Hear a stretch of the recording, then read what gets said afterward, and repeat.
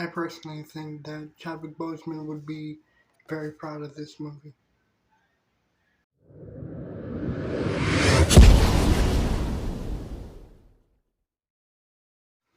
Yo, what's going on, everyone? My name is Corey Jones, and today we're going to be doing another movie review. And honestly, I got so much to say about this because one, I just got done watching it yesterday with my siblings, and honestly, I'm really, I'm really excited to talk about this movie, really to review it and to discuss my thoughts on it. And clearly, it's gonna be on the Black Panther Wakanda Forever movie. And honestly, there's so much I want to really say about it because honestly, this movie, it really touched like a lot of emotions in this. But before we get into that, I want you guys to like, comment, subscribe, hit the bell notification if you haven't done that. And also, I want you guys to go ahead and check out my dude, Derek King, who is selling tickets for his concert. For his concert called Crazy for Love. So go ahead and don't miss out on that. I'll drop a link down in the description down below for that shit. So go ahead and check that shit out. Also, the Joker is still selling merch on MakeJuggalosGreatAgain.com, so go ahead and check that shit out as well. He's still delivering a bunch of really dope t-shirts, hats, sweaters, jackets, beanies, signed CDs. Merchandise is still out there, man, so go ahead and get your hands on that shit as well. But, honestly, man, let's just get it cracking and talk about Wakanda Forever. And honestly, man, I absolutely loved the first one. I loved Chadwick Boseman's acting in that movie. And to be honest, I loved a lot of the things that Chadwick Boseman had starred in. Like 42, I loved it in... I loved the way that he really portrayed Jackie Robinson. Well, the late Jackie Robinson. And when he played the late James Brown, I thought his performance for him was a masterpiece, one of the best yet. And this was before I even discovered who Chadwick Boseman was. But when I seen him in that movie, and when I seen him in 42, and when they were gonna have him cast as Black Panther, I thought that it was gonna be the best choice ever because he really reached and he really put his all into this movie. And I remember a lot of people were really giving it shit because racial tension, as always, it's always gonna be the fucking issue, sadly. Um but honestly, I mean, I'm just happy because the MCU welcomed him and made him a huge success in the MCU. Not that he wasn't a success already in other movies. I mean, Chadwick Boseman was really killing it in a bunch of other movies and a bunch of other genres. I mean, I can really just go on so many movies that I really enjoyed watching him act in. But the main topic is Black Panther and Black Panther Wakanda Forever. I absolutely loved it. I loved both of them. And when they introduced him in Civil War, I fucking loved the way that they done it. The way that they introduced him into the MCU, and the same with Spider-Man. And the way that they brought him in as well was phenomenally done. Because I personally think that Tom Holland really aced it. He really like embodied Spider-Man And the same can be said for Chadwick Boseman, who really embodied the Black Panther. And honestly, man, it was amazing, like from beginning to end, and the way that like they really had him move and everything. Like the whole movie that he was in was amazing. But when the movie Black Panther came out, I was on board for it. I thought it was gonna be the best thing that the MCU would do, and they fucking perfected it. I absolutely loved it beginning to end. Like, I've seen it about 2 or 3 times since it came out digitally on DVD and Blu-ray and Vudu. I watched it 2 or 3 times. And then when it was on Netflix and when Infinity War was on Netflix, I watched them both a few times because the way that those movies were done was just amazing. I loved the way that the whole MCU worked. You know, I love the MCU movies that are coming out and the MCU movies that came out before. And I'm excited for the MCUs that are coming out in the future. I'm hyped about this. But we will discuss the MCU in a future video. Right now, we are talking about the new Black Panther. Shuri. I I loved it. I love the idea that they had her play Black Panther because sadly, when Chadwick Boseman passed away, it was a travesty. It was very upsetting. It was just a very heartbreaking moment that was mentioned. It was very upsetting.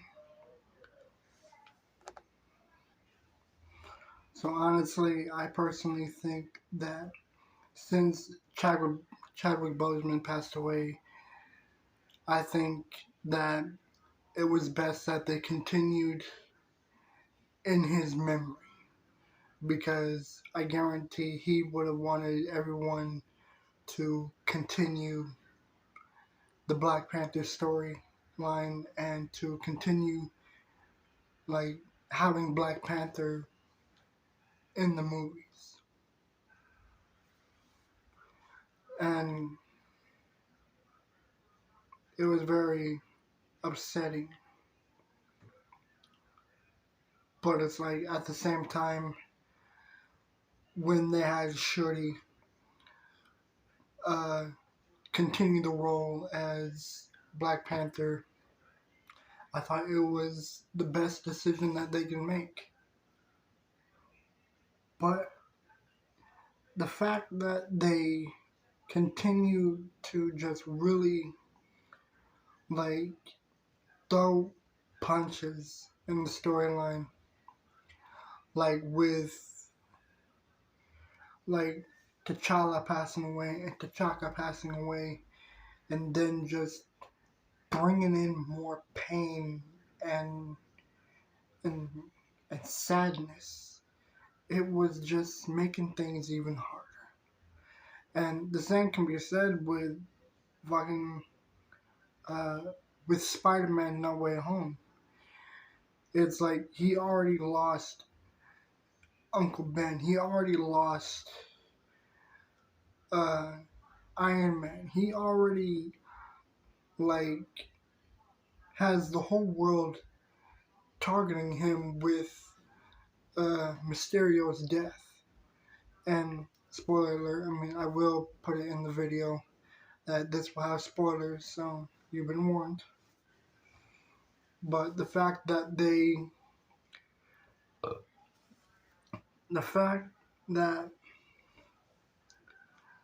took Aunt May as well is like they were really like dumping the salt on wounds. They were really adding more pain and devastation and sadness Like, they really wanted you to really, like, feel terrible for Spider-Man because he's lost so much and they're just adding more to it. And the same could be said with Shuri. Like, they fucking took the queen away by drowning her, and it really made everything even harder. Like, they really put a lot of sadness and pain into Wakanda Forever. And honestly, like, I kind of wanted both her and Parker to just, like, really give in to that anger. You know, it's like, I mean, that's not the best choice at all. That's really upsetting and very terrible advice to just give in to that anger and just fuel it. You know, because like this is just in my opinion. Like, I probably would have lost control as well. And granted, that is the worst thing that a person can do, is to give in to that anger and do something unforgivable. But at the same time, it's like wanting to give up and wanting to just put all your anger into your hands and just really, like, let go. I mean, I guarantee I'm not the only one that felt the same way. And again, the same can be said when Aunt May died in No Way Home.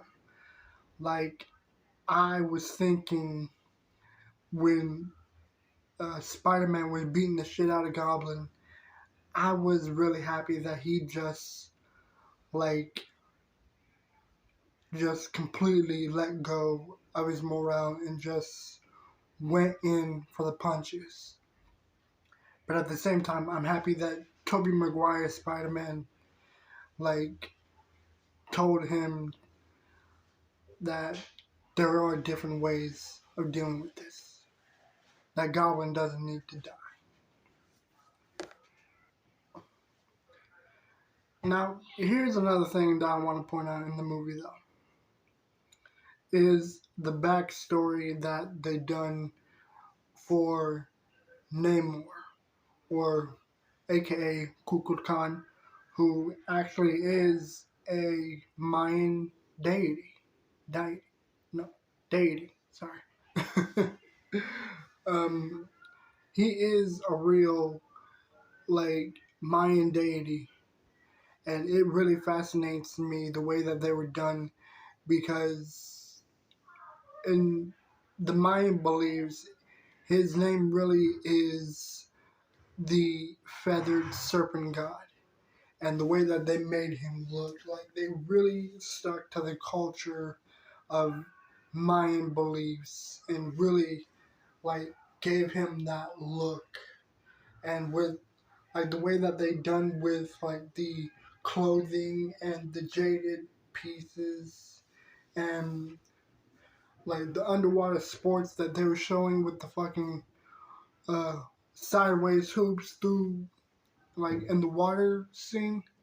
Like, it really fascinated me because that is exactly how Mayan sports looked. And, like, the whole Mayan culture really fascinated me in the movie. And the way that they made him, like, in the storyline, it was amazing. I absolutely loved it. And it's crazy because another thing is the fact that they made Namor the very, very first mutant, like, to be introduced in the MCU. And I think that was the best thing that they've ever done in the MCU, because this was a amazing way to really introduce the mutants in the Marvel universe. because Namor did go head up with the X-Men in the comics and stuff. And like, it really made that little moment amazing. Especially since we do plan to have the X-Men come into the MCU as well. And that's going to be exciting. I'm really hyped about that as well. But, and to be honest, Namor's rage, it really makes a lot of sense. I'm not saying or condoning anything that fucking Namor is doing in the movie. I mean, with him watching his people uh, getting whipped and beaten by uh, Americans and Spaniards and just above islanders, it's like his rage really made a lot of sense.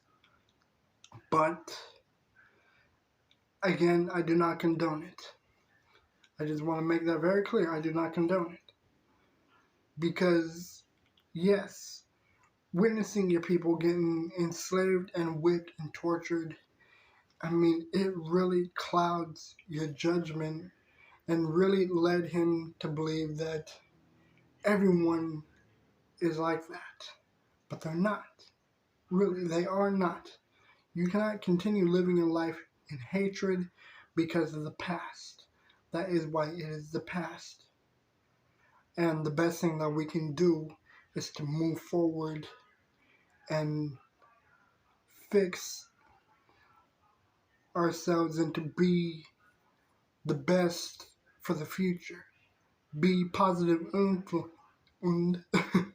be positive influences for the future. Because the past will look back at us and we would want them to see that we were better than we were when we were witnessing and learning of the past. We need to be better in the current time. That way the future will have much more hope. But honestly, the storyline aside, I mean, it was amazing. The fight scenes were spectacular. And the fucking another thing I want to point out is the way that they fucking got Riri into the MCU as well. Because I think it was really amazing how they really showed her as some like child genius creating ships that find like Wakandan metal and just like the whole thing was amazing with her character. It was hilarious. And honestly, she was funny. But the fact that she was able to build her suit as well and help Shirley build recreate the heart herb for future Black Panthers, I mean, that was even more amazing. And the way that they fucking made the general's armor, it was amazing. It looked badass. It really had a nice blue and metallic look to it. It was phenomenal. I love the way this shit looked. And honestly, like I was digging it. I was really enjoying the fight scenes in Wakanda Forever. And in my opinion, I seriously think that Chadwick Boseman would be very proud of how well this movie did. It was amazing. I absolutely loved it. I loved the way that they did the Mayan cultures and really combined the storylines of the X-Men and the Wakandan or the fuck the Oceanlanders and the above. Gosh, I don't know what the fuck I'm trying to say. I'm sorry. Oh, fuck.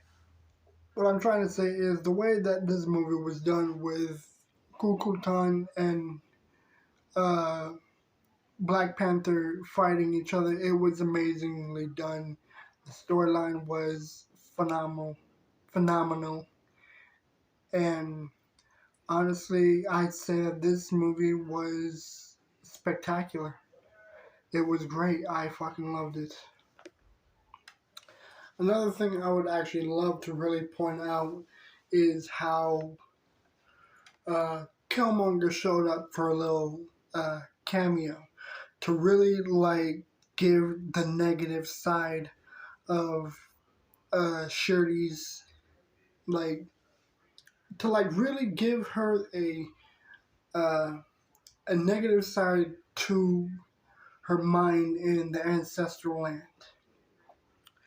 Like the way that T'Challa went to go see the other like Black Panthers, like her, like his father, and like a few other people in the very back, like all the other Black Panthers just chilling up on the tree.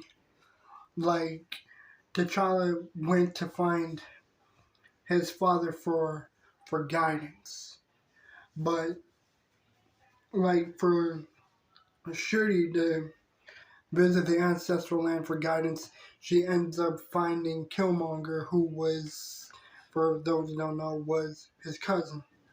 Uh, the cousin, because it's not just hers. But it really gave a very interesting point of view, like how he's giving her the like, negative guidance, like, to give in to the rage, go get revenge, kill the son of a bitch that killed your mother and attacked your home. And in the end, before she was about to actually kill Namor, she took advice from her mother in the ancestral planes, and she decided to spare him and tell him that you have people to look out for as well as I do. So we can continue to be enemies and kill each other and destroy everything that we both have, or we can be better for the future of our people and unite together and bring peace to both homes, and that we can perhaps lead a much better future. So the fact that she spared Kukulkan and both agreed to work together when needed, it really, like, it was really amazing the way it ended. And honestly, like, I think another very emotional thing is um, how she burned that white cloth or whatever. I don't know if it was something that T'Challa had before he died, or if it was her mother before she died.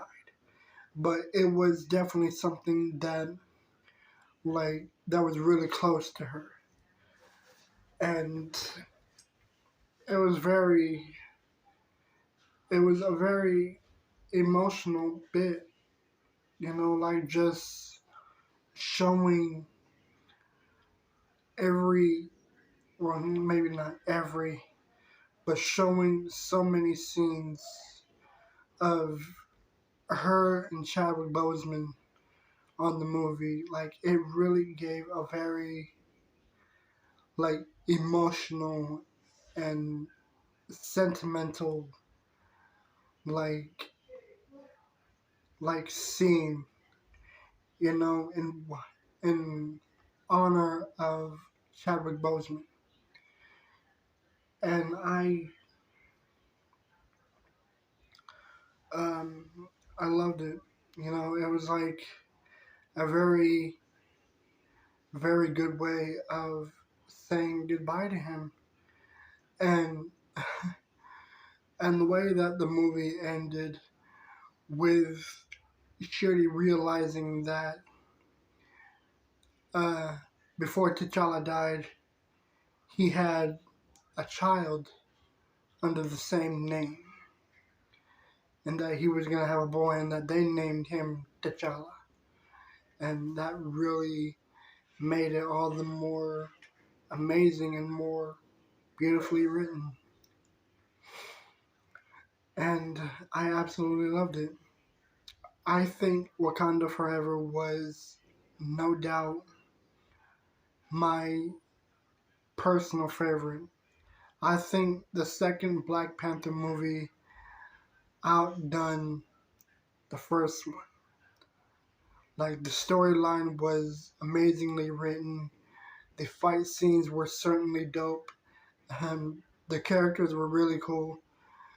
And again, the fact that they fucking brought Michael B. Jordan to continue his role as Killmonger, I think that was really coolly written, you know.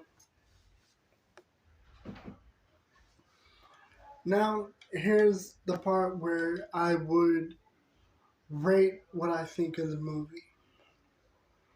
I think that Wakanda Forever was certainly an amazing movie. The first one was amazing as well. I fucking loved it. But what I would rate Wakanda Forever, like, here's how I'm gonna do it. I'm going to rate both Black Panther movies. I'm going to give the first one a 9 out of 10.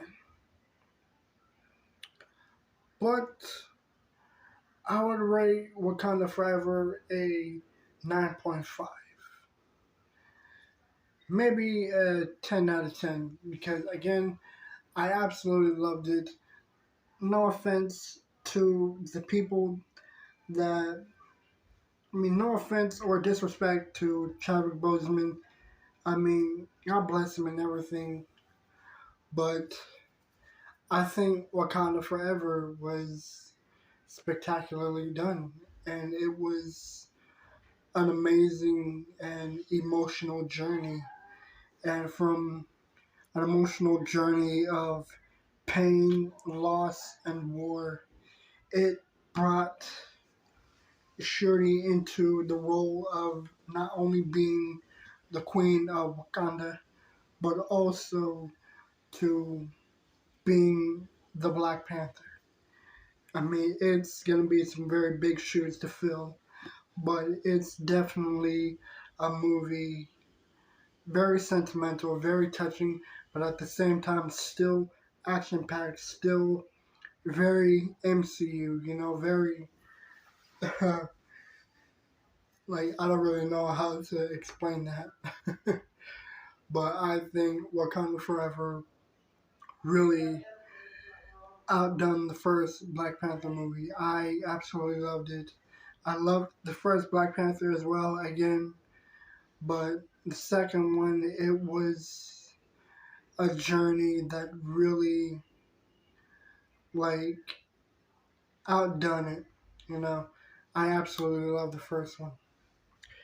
But, that, guys, I hope you enjoyed this video, and I would actually love to hear your guys' thoughts. What do you think of the Black Panther Wakanda Forever movie? Do you think the first one was better? Do you think the second one outdid the first one? I mean, let me know what you guys think in the comments down below. Other than that, guys, I hope you enjoy this video. Like, comment, subscribe, hit the bell notification, and I'll see you in the next one. I'm out. Peace.